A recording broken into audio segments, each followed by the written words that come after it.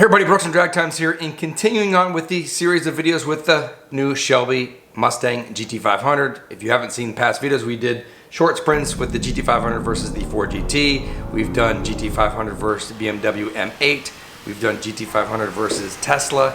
And now we got GT500 versus the McLaren 720S. This is the blue car from Ken over at Palm Beach Dyno. It's modified with tune, exhaust, and an intake. Now, I'm not exactly sure how much power it was making at the time we ran. I think he was still working on the tune a little bit, but he recently posted a dyno sheet of that car making about 800 horsepower to the wheels. Now, even though the weather wasn't that great, it was about 80 degrees, DA is about 1800. The McLaren 720S actually did pretty well. My first pass out was a 990 at over 144 miles an hour. My car's running on the Toyo R88R tires. The Mustang is also on the same tires on the rear. And before I get to those races, give a little garage update. My GT500 is done. I guess it's being shipped to the dealer. So in the next month or so, I'll have to decide if I'm going to take delivery of that. I kind of mentioned that in the last video. I also mentioned all the cars in this garage are probably going. That's because I'm getting the Tesla Model Y, which I'm going to swap out the Model S for while I wait for either a ludicrous Model 3 or the new Plaid Model S, which is due out at the end of the year. My Huracan's in the shop getting fixed. Something came up with that. I'm gonna do a video on that later on.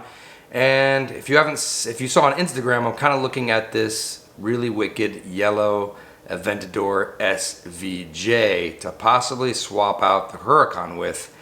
Now, I know that's not a great drag racing car, but the car is just so sick, and I'm really thinking about getting my first V12 supercar, which I'm kind of excited about.